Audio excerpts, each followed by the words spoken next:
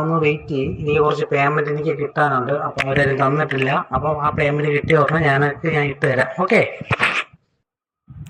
നിങ്ങളിപ്പോൾ കേട്ടത് ആഷിഖാമണി എന്ന് പറഞ്ഞ ഫോട്ടോഗ്രാഫറുടെ വോയിസാണ്. എനിക്ക് വാട്സപ്പിൽ ഇട്ടെന്നാണ്. ഇയാൾ എന്നെ ഒരു വർക്കിന് വിളിച്ചിട്ടുണ്ടായിരുന്നു, വിഷുവിൻ്റെ ഷൂട്ട്. അതിന് നമ്മുടെ കൊല്ലം സുധീയുടെ മരിച്ചുപോയ കൊല്ലം സുധി എന്ന് പറയുന്ന വ്യക്തിയുടെ ഭാര്യ രേണു സുധി, പിന്നീട് പാപ്പനംകോട് കൗൺസിലർ ആശാനാഥ്, ശരണ്യ, അത്യാവശ്യം ഫിലിമിലൊക്കെ അഭിനയിച്ചിട്ടുള്ള ശരണ്യ, അങ്ങനെ അത്യാവശ്യം സെലിബ്രിറ്റീസ് വന്നിട്ടുള്ളൊരു വർക്കായിരുന്നേ.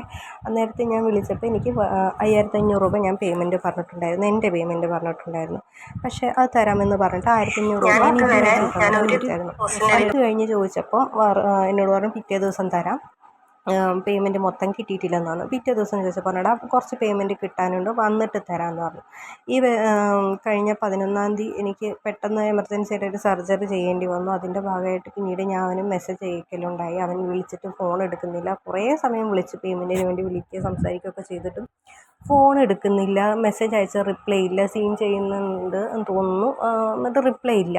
അവസാനം ഞാൻ അവൻ്റെ ഇൻസ്റ്റാഗ്രാം ഐ ഡിയിലുള്ള ഒരു അത്യാവശ്യം രേണുസുധിയുടെ ഒരു ഫോട്ടോൻ്റെ ഐ ഡിയിൽ കൊളാബ് ചെയ്തിട്ടതിൻ്റെ ഐ ഡിയിൽ പോയി കമൻറ്റ് ഇട്ടു, എൻ്റെ പേയ്മെൻറ്റ് തരണം എന്ന് പറഞ്ഞിട്ട്. അപ്പം അന്നേരം എനിക്ക് ഇയാൾ തരാനുള്ള പൈസ തരുമെന്ന് പറഞ്ഞു. അന്നേരം ഞാൻ അയച്ചൊരു വോയിസ് മെസ്സേജാണത്. കാര്യം നമുക്ക് തരാനുള്ള പൈസ നമ്മുടെ ആവശ്യങ്ങൾക്ക് വേണ്ടിയിട്ടാണ് നമ്മൾ ജോലിക്ക് പോകുന്നത്. ആ കൃത്യസമയത്ത് കിട്ടണ്ടേ, നമുക്ക് ഒരുപാട് ആവശ്യങ്ങളല്ലേ.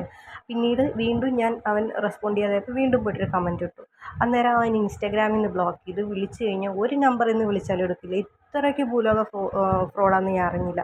ഇവൻ മുന്നേ അത് ഏഞ്ചലിന കമ്പനിക്ക് വേണ്ടി വർക്ക് ചെയ്തിരുന്നു, ഇവനെ ഫ്രോഡ് കളിച്ച് കുറേ അങ്ങനെയാക്കി ഇങ്ങനെയാക്കിയെന്ന് കുറേ പറഞ്ഞ വോയിസ് റെക്കോർഡ് ഇപ്പോഴും എൻ്റെ ഇരിപ്പുണ്ട്.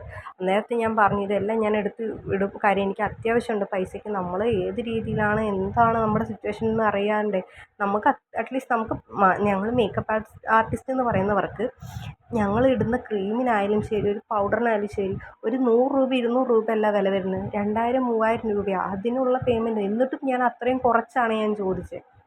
20 പേർക്കൊക്കെ നമ്മൾ ചെയ്യുമ്പോൾ എത്രത്തോളം പ്രൊഡക്ട്സ് നമ്മുടെ നിന്ന് ചിലവാകുന്നുണ്ട്. എന്നിട്ടും വളരെ കുറഞ്ഞ രീതിക്ക് ഞാനൊരു വർക്ക് എടുത്തത് അവൻ്റെ ദാരിദ്ര്യം പറച്ചിൽ കേട്ടിട്ടുണ്ട്. അങ്ങനെ തന്നെ ഇനി പറയണമല്ലോ. അത്രയും ഇതായിട്ടും ഞാൻ ആ വർക്ക് എടുത്തിട്ട് പോലും അവന് ബാക്കി എമൗണ്ട് തരാനുള്ള മനസ്സൊന്നും കാണിച്ചു. കുറച്ച് മാന്യതയുള്ളൊരു വ്യക്തിയാണെങ്കിൽ ഫോൺ എടുത്തിട്ടാ എനിക്കിപ്പോൾ തരാൻ പറ്റത്തില്ല, പിന്നീട് തരാം, അല്ലെങ്കിൽ ആ